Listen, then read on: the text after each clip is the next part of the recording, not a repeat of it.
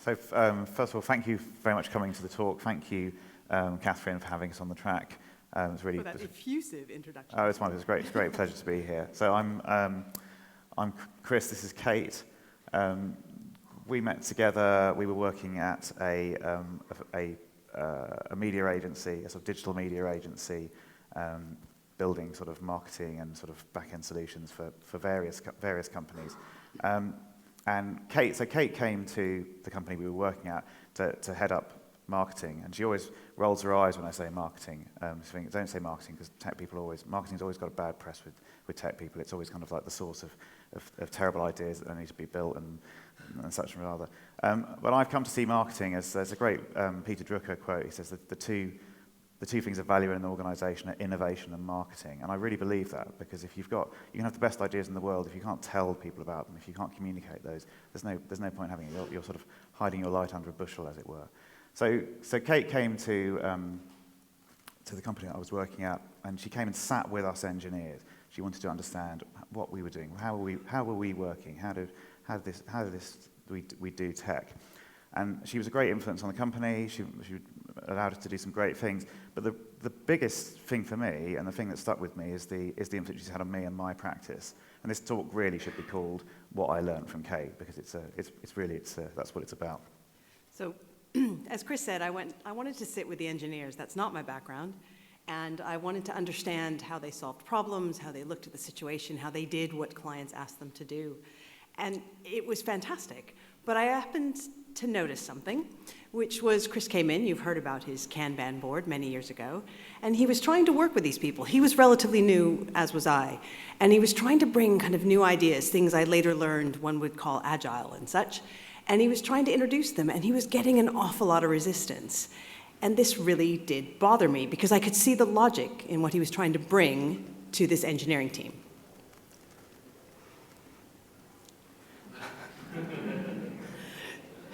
So it started, as it says, with a glass of wine. Chris was getting more and more frustrated, and I sort of came up with the idea that why don't we meet Fridays at 5 o'clock, the typical digital environment, free beer, free food on a Friday afternoon. Why don't we just sit quietly in the corner, have a glass of wine, and we both pledged to each other that we wouldn't take home to our loved ones the frustrations we had experienced in the office that week. So that glass of wine was both therapeutic, but it was also important because it allowed us to close the door on a less than satisfying professional experience and start the weekend with a kind of clean brain. So on one of these Friday afternoons, I was sitting down with Kate and telling her bending her ear about the project I was working on and the resistance I felt I was getting to it. It was to work to a drop-dead deadline. It was to deliver something that had to go live at the end of the year to meet a big piece of marketing spend. So there was a lot of money being spent on TV commercials, and then this piece of software we were building had to fit in with it and had to go with that.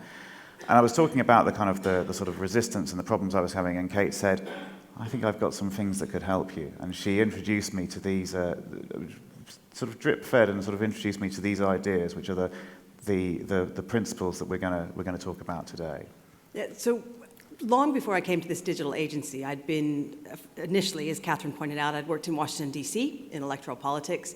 And then I had met someone who's kind of considered the father of how modern political campaigns are run, for good or for bad, a guy named Scott Miller and David Sawyer from the Sawyer-Miller Group. And Scott hired me simply because of my campaign background to put it into a business environment. So as Chris and I sat over this glass of wine and he started describing these frustrating situations, it kind of was inevitable that my brain would go to some of these tools and tactics that I had not only used in campaigns, but I had been taught to use with corporate brands, with tech startups, and with all sorts of different businesses. And it became really interesting because one of the things we wanted to get across in this talk today is this is a set of tools. You don't have to do all 6 of them. You don't have to follow them word for word. But they were things that as Chris and I applied them to his situation, and you'll hear us discuss about that, some of them worked, some of them didn't work so well, but we just wanted to use this talk to share all of them with you, and you could decide for yourself which ones you wanted to apply. So let me tell you a bit about the situation to which I applied these. So it was a website and a sort of free voucher fulfillment system for a chain of gyms. So the gyms were all around the country, so it was aimed at people on their mobile phones around the country. It also had to work with the front of house staff in the gyms around the country. So you're starting to interact with lots of different people with different needs. On top of that, we then had our hosting, the hosting company that was used by the gyms, the content team. This was our project sponsor over here, who was the head of content, and there was a corporate IT division. So there were lots of moving parts, lots of different people to interact with in order to make this thing a success. And it was when I was describing the number of people involved, the fact that it had to be done by a fixed date. It's what in the world of gyms and the world of healthcare is called the golden quarter, which is the first 3 months of the year is when people spend the most money on things like gym membership, because they come out of Christmas, they're like, I've had too much to eat, I need to get fit. Great, what shall I do? I'll go and join the gym. So this had to be delivered by this date. It had to work, and there was a lot of complexity. As I say, a lot of moving parts. It was kind of all over the place. Oh, and by the way, it was the end of October, so it's Exactly. not like you had a lot of time to get this done. We had 3 months to get this done. And then, and it was as I was describing this that Kate said to me, well, there's the board as well. I forgot the board. The board looking down on everyone else to say, are you sure you're spending our money wisely? And it was as I was describing this to Kate that she said, well, you know what? This has there's a lot of similarities here with how you run a political campaign and with the sort of attributes of a political campaign. And so you're probably wondering how. How could you bring a political campaign environment into an office without it descending into name-calling and backstabbing and all sorts of hideous things that we've observed of late? So the guys that taught me the basics of campaigning, David Sawyer and Scott Miller, they really didn't do it to manipulate people. And in case you joined me yesterday, you will have heard me said, I know they both probably regret what has been done with the principles that they put in place. But the thing about a political campaign that is applicable to an environment where you're trying to build a common ground, you're trying to get people to think differently, you're trying to bring people together, is the fact that on election day, you have millions of people who normally have nothing in common, but they come together for one thing. And they may not stay together after that election day, but it's for that one event that it brings them together. Now, to do that, it actually requires an enormous amount of organization. It requires a lot of focus, and it requires the ability to give them information that they find both relevant and meaningful. Because at some point, you're asking them to change their mind or to agree with you. And that's why in Chris's situation, because there was so much hostility and there were so many people involved across the client side as well as within the agency where we worked, it just started to make sense to me that this is an opportunity to bring people together, to establish common ground, and importantly, to do something else that campaigns have to do to be successful, to increase the franchise, to get more people to agree with you. So this is David Sawyer. And the reason that we wanted to put this up is because if you look at campaigns of the last year, you're going to think they had nothing to do with this quote. But this is what we're talking to you about today. We're talking to you about treating people with respect. So instead of the Machiavellian think the worst of politics by sitting in this conversation, please know that's not where we're coming from. We're talking about telling the truth, about getting people to choose to be with you, not scaring them and intimidating them to feel that they have to be with you for their own health and safety, but instead show them that respect. Have that dialogue with them, because in a business environment, that's the only way that you're actually going to be able to build common ground, if you invest the time and you listen as well as present your opinion. So this is what we're not talking about. We're not talking about fear-mongering, about manipulation, about spreading untruths, but we are talking about effective communication, and we're talking, as Kate says, it's leading and showing something that people want to opt in and want to come with you. It's not saying you're going to do this. It's like, I've got this idea to do this. What do you think? Do you want to come with me? So we'll start with Everything Communicates. This is like the granddaddy of them all in terms of these various tools and toolkits. The thing about Everything Communicates is it's a reminder that every act, every word you say, every little thing that happens either builds or detracts from, takes away from what you're trying to achieve. So let me give you an example from politics of Everything Communicates. This may not be an image that you're familiar with, but the man that is dangling motionless on the zip wire happens to be the former mayor and now Foreign Secretary of the UK, where I live proudly, but not of him, named Boris Johnson. So in 2012, it was an extraordinary time for London. They were hosting the Olympics. They were getting all kinds of positive press coverage. We had David Beckham looking incredibly Bond-like on a boat on the Thames, taking the torch in.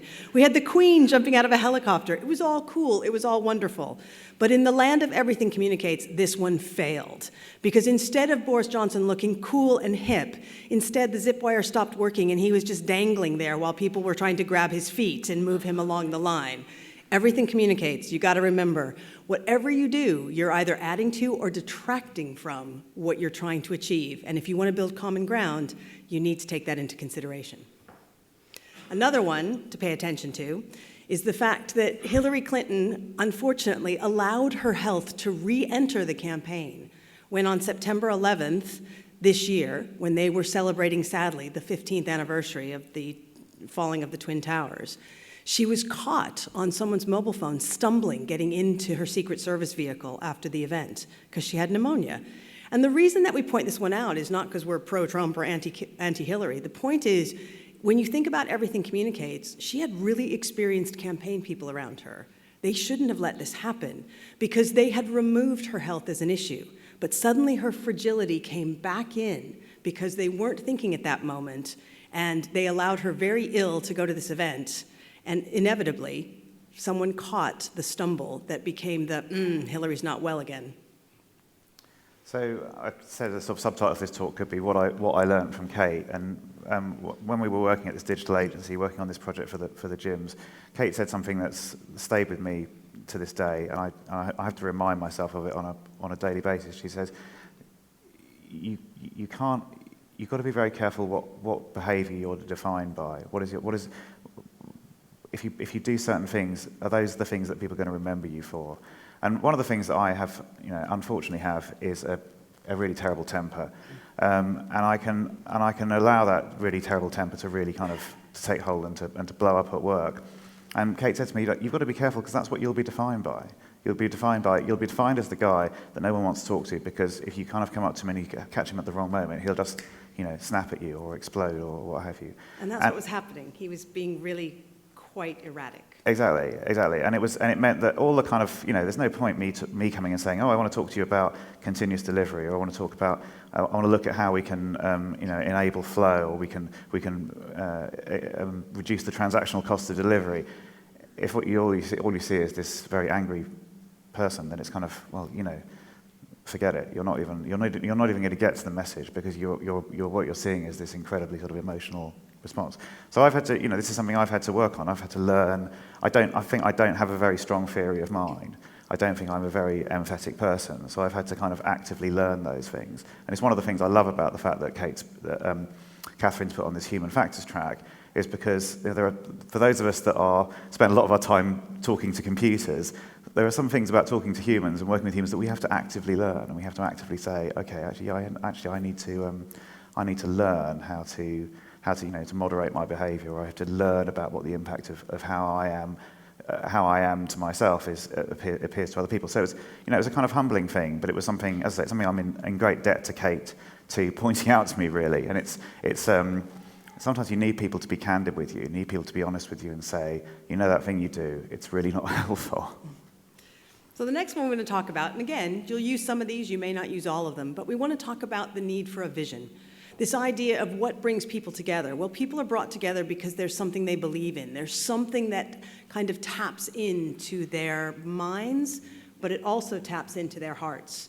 There's a pollster named Drew Weston who's written a fantastic book. It's a little thick and a little dry, and quite frankly, it's old now. It goes back to about 2008, but it's called The Political Brain. He was a pollster, and still is, and does a lot of research. And what he discovered in this book was that you can actually get people who are very against something to suddenly soften based on the words that you use. Words are powerful. So one of the other important points that comes out of this book is that, and these are in Drew Weston's words, it doesn't matter if you have a rational argument. Emotion will always trump, ironically, I did learn that phrase, now I regret it. Emotion will always overcome rational arguments in people's minds. And that's 2008. But that's the whole point of this, is that you have to have, if you want to build common ground, if you want people to agree with you in the environment where you work or a project you're working on, you have to respect the fact that they're not just going to listen to the facts, they actually want to have something that they can buy into. Just like in a campaign, people have to vote. They have to go down and they have to flick the lever or make a little tick on a box. To get them to do that, it's got to hold both their heart as well as their mind. And indeed, you think Americans are the only soppy ones that do this, but we actually learned it from others, including the Brits. So when you think about how people use language to pull people together, it's really important that you give them a reason that's both emotional as well as rational to want to be involved in the thing that you're trying to achieve.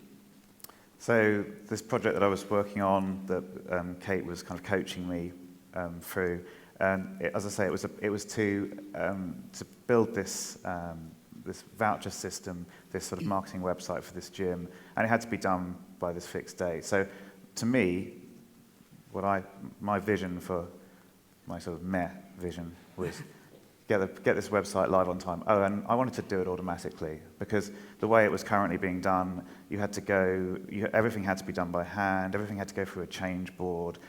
So it meant that kind of the transactional cost of deployment was very, very high. It meant that you couldn't make kind of changes in response to changes in the environment. You had to sort of say, well, we're going to schedule a change and then it's going to happen. So I had a very clear view in my head of what we were going to do. We were going to get this live on time and we were going to do it automatically. And Kate said, and you're wondering why people aren't interested. It's like kind of, I'm amazed even the engineers in your team are even interested in this. This is not kind of like motivational stuff. So what Kate's kind of intervention here made me do was sort of step back from it and say, well, actually, yeah, what I'm doing here is I've dropped right down into the detail. I've dropped into the implementation details, and I'm fixating on these things that, yes, they have to happen. The website does have to be live on time, because it's got the cost of delay is such that if you miss the point where all the advertising spend suddenly goes on to all the ads that have been booked suddenly play out, and the Twitter feeds start up and all the rest of it. If the website isn't there to do the fulfillment, and people can't print their vouchers and take them into the gym, the project's you've wasted your money. So this all had to happen, but fixating on this, very few people were going to be interested.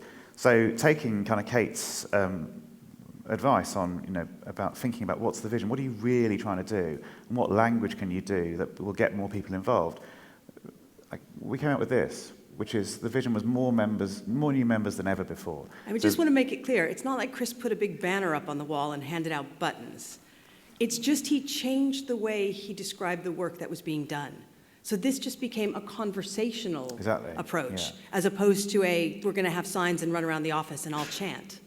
Yeah, exactly. So rather than talking about like, oh, it's going to be great when it'll be great when this new website's up. It's going to be great when we've got more people joining the gym as a result of this work we're doing.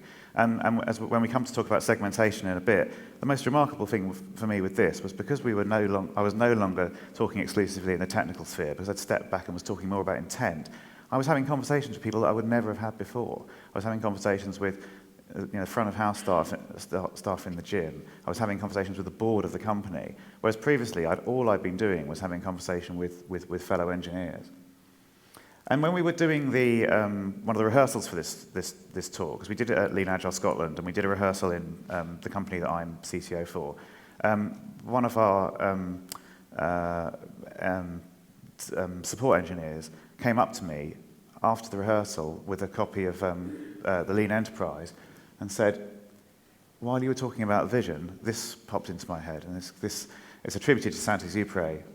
When you want to build a ship, do not begin by gathering wood, cutting boards and distributing work, but awaken within the heart of man the desire for the vast and endless sea. I love this. It's poetic. It's visionary. It's saying it's talking about intent. It's talking about kind of potential. And yeah, there's some implementation detail, but we're not going to fixate on the implementation detail. We're going to talk about the vision and the possibility. And I love the fact that just in doing a rehearsal, the idea of vision from Kate resonated with somebody enough for them to say, hang on a minute, I've seen something like this, and to bring it up. So I'm thankful to Jack in our support team for his contribution to the talk. So the next one we want to talk about, again, just a set of tools, use them as you see fit, is perception versus reality. The thing about perception versus reality is you don't always know if the people you're speaking to have a perception or have your reality. So you have to actually stay in touch with them and have those conversations. That whole David Sawyer quote about developing a dialogue, showing them respect. So here's a political example of perception versus reality. It actually played much more into the campaign than we probably thought it would when we first put this slide in some time ago. You probably all know that Hillary Clinton made a mistake about using a BlackBerry and putting some emails on it, and that prior to 10 days before the campaign was something that she was sort of having to deal with. As it got closer to the campaign, it became the only thing she had to deal with. But the reality is, even though the FBI reopened the investigation, they then said they closed it. And prior to reopening the investigation, they had already said that she had actually been extremely careless, but she had done nothing wrong. And again, the only reason that I'm using Hillary Clinton is because she happened to be surrounded by some pretty sophisticated and experienced campaign people. And it shows even people with a lot of experience sometimes lose the perception versus reality battle. That's one of those things where in your environment, you just have to be really careful to make sure that the things you want people to know, the reasons you want them to be involved with you, are actually the things that they're hearing and the reasons they're choosing to be involved with you. And that takes that ongoing dialogue. So, without wanting to trivialize this, I think it's a travesty that the Hillary Clinton private email thing became center stage and became the perceived reality. This is, and I feel I'm slightly trivializing things, making a work comparison, but stick with me. This is the problem that we had. We put our system live, it worked. We were seeing people getting vouchers, coming into the gym. We were seeing conversion from people trying out this trial gym membership to actually full gym membership. Client was very happy, it was great, fantastic. Then we got a call from somebody at the company to say, I'm in Yorkshire, and it's telling me that my nearest gym is in London. Now, how can that be? And we looked at the code and we thought, oh my God, yeah, we've messed this up. There are some cases where we're going to report completely the wrong location for your nearest gym. So we were able to, very quickly, because of the continuous delivery, because of the automation, we were actually able to roll this thing out very quickly and say, right, fine, we've made a mistake, we got this wrong. What could have happened is we could have then been seen as like, well, if you got that bit wrong, have you got everything else wrong? What else is wrong with the system? What else doesn't work? And this one mistake, which is a mistake which, as experienced developers we shouldn't have made, it was real kind of like, you think, oh God, how do we do that? That could have been the thing that defined the project. That could have been the thing that meant kind of, oh, well, yeah, don't use these guys again. They're the guys who can't do location search properly. What happened was, the feedback we got from the company was, yeah, you made that mistake, but actually, you fixed it so quickly that most people in the company didn't even know it was there. And those that did were so impressed by how quickly you jumped on it and resolved it that they were kind of, that gave them more confidence. So I guess it's really saying that kind of you're going to make mistakes, you're going to get things wrong, but it's how you deal with that and how you allow that to kind of not become the thing that defines you. It's as much your sort of reaction to it, and you're dealing with the consequences of it that you'll be remembered for. So if you take one thing away from today, we're kind of hoping that this might be the one tool that you use. It's segmentation. In political segmentation, you have a certain number of people who are eligible to vote. And one of the first things you do is you acknowledge two things. One, you only need a majority to win. So you don't spend a lot of time trying to get everybody to agree with you, because that's not going to work. And the second thing that you do is that you realize that kind of core group that's really against you, there's just not enough energy. There's not enough time. There are not enough people to try to change the way they think. Let them be. Let them live.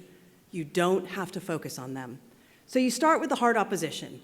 Those people, they're never going to agree with you. They're never going to want to agree with you. In fact, they're going to relish the chance to disagree with you. Go let them be who they are. It's okay. You just don't have enough time, enough resource, enough people to change their mind. Next to the hard opposition, you look at the soft opposition. These people tend to disagree with you, but they may not be as vehement, or in the case of some voters recently, vitriolic, as the hard opposition. But still, you only have so much energy. You only have so much time.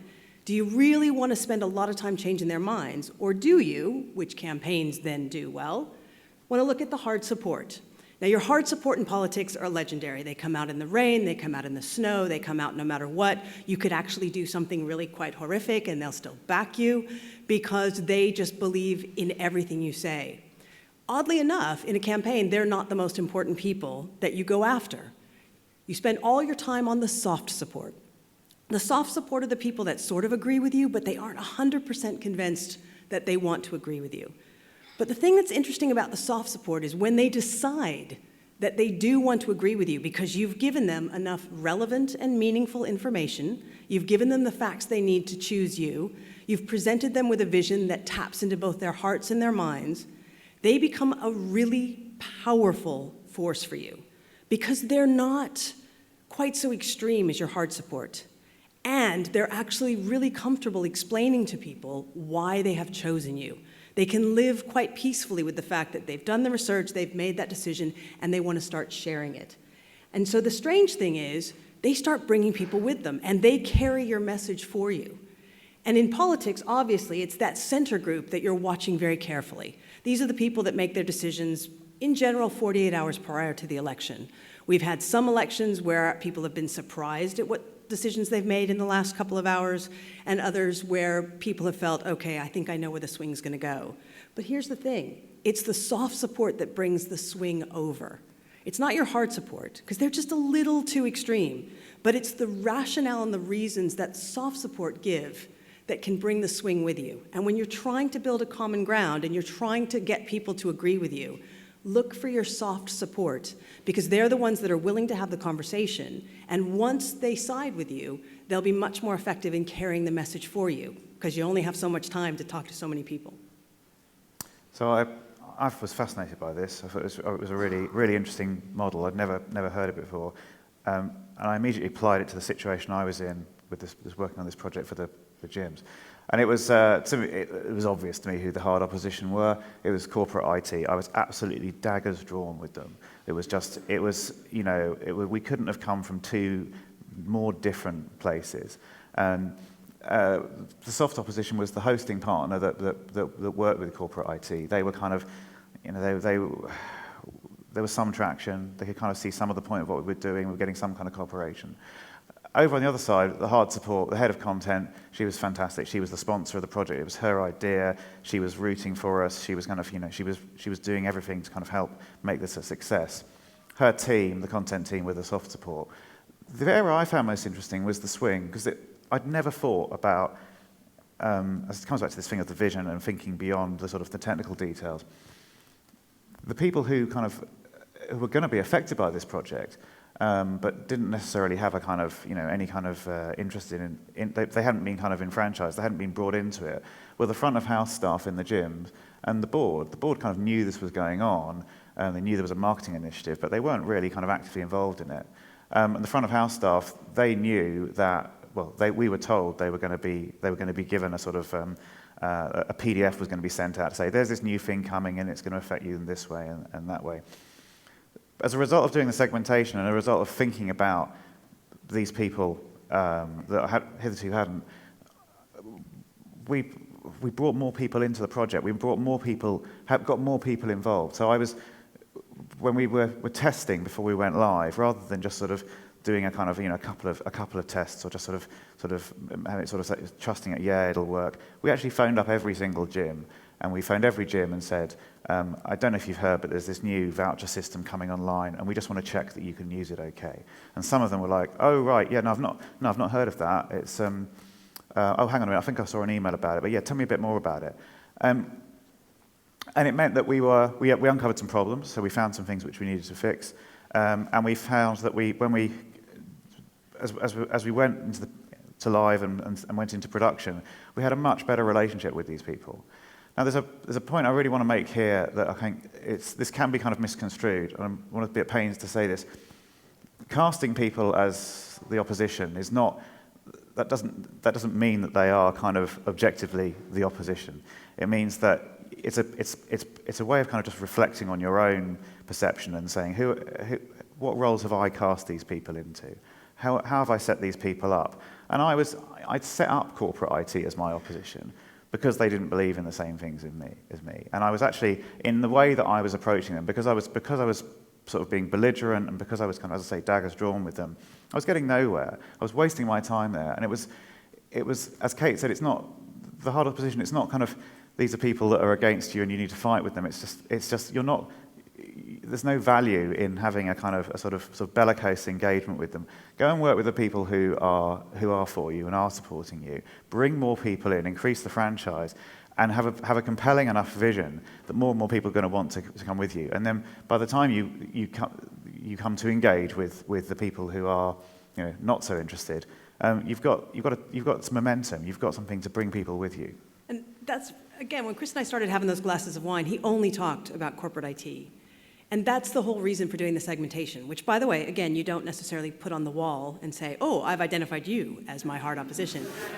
But the thought is, when you go through this exercise, when you begin to look at the full spectrum of people who could be involved, you begin to uncover there are others who are not currently involved that maybe should be, maybe would want to be. And they may start in the swing, like the gym staff did, but by the time the project went live, the gym staff were well into the soft and hard support because they saw the benefit of it. So it's another tool to try to reframe your situation when you find yourself kind of not making any progress and you want to find ways to do common ground. So the next one is define, deliver, and claim. And because I have an American accent, even though, like I said, I've lived in Europe for 17 years, very happy to be there, you can't help but go, ooh, she's talking about happy clappy. She's talking about something with a party. I'm not. What I'm saying is when people emotionally attach themselves to your vision and emotionally attach themselves to your project, you know what? We need a little reward every now and then. And that reward is just something to tell them you have made a good choice. So before I was born, but I'm afraid not too long before I was born, John F. Kennedy gave a very famous speech about putting someone on the moon. And in that speech, he did sort of the classic define, deliver, and claim. He said what we were trying to achieve in a very emotional and rational way. He said what it was going to take to do it without hiding any of the details and the difficulties that lay ahead. And then he talked about when it could be celebrated, sometime at the end of the decade. He didn't mislead people and say it was going to happen tomorrow and get their expectations up and then disappoint them. And indeed, when that happened, when Neil Armstrong stepped on the moon, and I was alive for that, it was a big moment. And it was a very big moment because it had brought so many people together, and they were able to celebrate together that something had been done that they had been hoping to try to achieve for a very long time. So define, deliver, and claim is really for your kind of soft support because you're telling them thank you, and you may do it multiple times over the course of your project. You don't have to do it once. It doesn't have to be some big party. It's more those kind of small and ongoing little celebrations, those acknowledgments that they have made the right choice by wanting to back you. So this is my moonshot. This is the delivery of the project. It's the cumulative build out of the features required for the project to be complete. And it's defining the relationship that we have with the business. We'd say, you're trusting us to build this software for you. We're going to give you constant feedback, week-on-week feedback of how we're doing about it. Show that we are tracking towards completion. We're going to be there on time, but also, as Kate says, showing people that they have made the right decision. That we are consistently delivering. Yes, there's common cause variation. It's not a completely straight line, but we are predictably delivering stuff. And then we can use that. The claim we can then make is, well, going forward on the next project, well, look at how we did on this one. We did what we said we would do, so you can trust us to do it again. And one of the results of this piece of work was 2 pieces of repeat business, because we had successfully set out to do what we said we would do. We did it in the time frame. We got repeat business from it. But the thing that was most rewarding from this was at the end of the project, when we put the thing live, and we managed to affect quite a lot of change in the way that systems were deployed, in the way that IT was managed. The swing invited us in to present to corporate IT and the hosting company our recommendations for how they should work on future projects. And it was a real kind of, to me, this was the claim we could make. We could say these things that our hypothesis that these things would actually be a really good idea to get right, working as a single team, putting automation around deployment, and then providing consistency within environments would work. Well, we proved it would work. We proved it worked, and we could then claim with sort of justifiably that was the case. And you didn't do it by trashing corporate IT. Exactly. You just did it by doing good work. Exactly. And being really consistent in the way that you communicated it. Exactly. So polling. Okay, so we have to make this comment about polling before we go any further. Media polling is inherently flawed, and it's about selling advertising. So just please remember that going forward. People are like, oh, why are polls wrong now in the media? Well, it's because they have to have some kind of poll that makes you in some way want to contribute to their advertiser revenue. And I wouldn't trust media polls. Unfortunately, because it may not be the political side you wanted to win, you have to look for those little subtle signals, which during a campaign you probably won't listen to if they happen to be your opponent. The subtle signals are David Cameron in May 2015, when the Conservatives won the general election in the UK, started talking about 5 days out about winning a majority.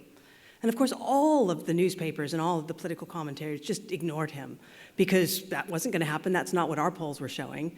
And also, let's be fair, they probably didn't want that to happen anyway. But he knew something. He knew something because of his on-the-ground polling organization, the conversations that were happening between his hard support and his soft support, and his understanding of how that was influencing the swing. And regrettably, and it really pains me, Trump was saying the same thing. And he did this one thing that really showed that his on-the-ground information, whatever was coming back into his internal polling, was giving him some hope, which was he changed his campaign stops over the course of the last 2 or 3 days of the campaign and went to places that proved to be very important in him winning the Electoral College. So when you think about polling, what we're talking about here is not general blah questions that you get bad information from. It's really high-quality conversations where you're willing to listen to what your swing and your soft support have to say, and you're applying that into how you choose to deal with a situation. And Agile Methods gives us a lot of great polling mechanisms. It gives us the daily stand-up, it gives us retrospectives, and it's, as Kate says, it's about conversations. So this is a company-wide retrospective that I ran recently, where it was actually in response to a production problem, where we stepped back and said, okay, what do we need to do to fix this? What are the things that aren't working right now? And we had a sort of free form. Everybody volunteered information. We put it on the wall. We affinity mapped it. And then from that, we drew out some actions to go forward from that. And it really is, as Kate says, it's the polling. It's like it is the sampling, the constant checking to say, is perception and reality aligned? Have we got this right, or have we gone off into some crazy world of made up stuff? So it's about keeping these people that you presented your compelling vision to say, I think it'd be really great if you came with me to do this. It's kind of checking in with them and saying, are we still okay? Is this still working? Is this still the right thing? So to wrap up, to kind of show how these sort of things fit together, the title of the talk is Everything Communicates, and that's the thing that that resonates throughout the whole piece, is that there are always, everything you could do can either build or detract from what you're doing. Now I don't want this to be sort of misread as like you must now be sort of really anxious about kind of, oh my God, if I do this, it might be perceived as that, or it might be perceived as that. I see it more as you've got an opportunity in everything you do to contribute to a positive outcome. Vision, if you're trying to bring people with you, if you're trying to increase the number of people who are interested in what you're doing, it's got to be something that resonates. It's got to be something that has grabs you emotionally, is something that people want to come with you. But it can't be sort of nebulous. It can't be kind of sort of detached from reality. Otherwise, if it's if it is kind of, if it doesn't sort of have legs, then other things will come in to fill the gap. Things will get in the way and take the place of it, and you won't be remembered for your compelling vision. You'll be remembered for things like, your location detection not working properly or what have you. And then finally, to talk about the segmentation. As Kate says, this is the power of this is really on where to focus your attention. We have a finite amount of time, we have a finite amount of resource. So let's figure out who should we be having the conversations with, who should be working with most effectively. And it really is about finding the people that you've got kind of harmony and accord with, and then working with them to propagate your vision. Counter any kind of perception that disagrees with that. If your vision has truth, if your vision has integrity, and in doing that, bring more people into the fold, make it a cause that more people want to be a part of, and you reward those people who've said, yeah, I want to be a part of this by demonstrating what you're doing, demonstrating the value of what you're doing, and that's done by being in dialogue with people, by having this constant and active collaboration. So we just wanted to leave this thought with you, because we said at the beginning, these are 6 different things. Use some of them, don't use them, but if they help you, please put them to good use. I'm working with a guy right now, and he says this phrase, which sounds rather flippant, but he always, bring your brain, bring your brain. But I think that's our hope for those of you that have kindly sat with us today, that you just use your brain and figure out what situation are you in, where might some of these tools be helpful. Everyone feels frustrated. Everyone has sat in the meeting where someone has said, we don't do that here, or we tried that before. Everyone in this room has been in that environment. And these are some tools to try to get people to think a little bit differently. Takes time, takes a lot of hard work, but nonetheless, we hope they are helpful. So thank you. Thank you.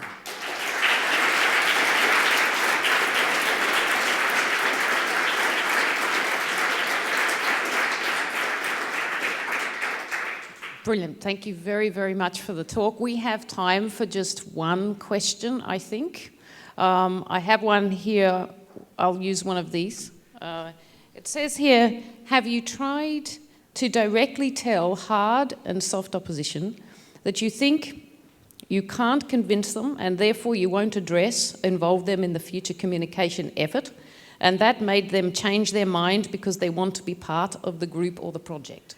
I have not, because in the situations I've been in, that would just make them really happy to disagree. But again, every situation is different. You may be in an environment where saying, I want to engage you, I don't know how. I'm trying every way I can. You seem to be resistant. That might break down some of that resistance. But usually, which probably says something about most of my career being with international, globalized American businesses, people who want to disagree really enjoy disagreeing. But Chris may have something different. No, I think Kate's right. There's a great Nietzsche quote, which is, battle ye not with monsters lest you become a monster. And it's not picking fights and not kind of, I'm great at picking fights. I can pick a fight with a toaster. It's just it's about kind of saying, okay, this is not a constructive engagement. This isn't working. What are my options? Well, I could keep doing this. I could keep sort of belligerently trying to do this, or I could go and speak to other people and see if there are people who agree with me. And it may be that there aren't. They may be said, well, there's a very good reason why those people don't agree with you, because what you're saying is rubbish. Well, the only thing I want to add is, again, in Chris's story, the idea of the board of directors, he was pretty humble. They ended up having their monthly board meetings in the agency's office. And those conversations wouldn't have happened if he had continued to try to break down the resistance of corporate IT. And corporate IT just ended up coming along. That is one thing that I do see happening a lot in business. The hard opposition, they're pretty logical. And when they suddenly realize that a lot of people are getting involved in something and buying into it, they're much more likely to say, okay, I'll give it a try. And that's what you found in this instance. Absolutely. Thank you. Thank you very much.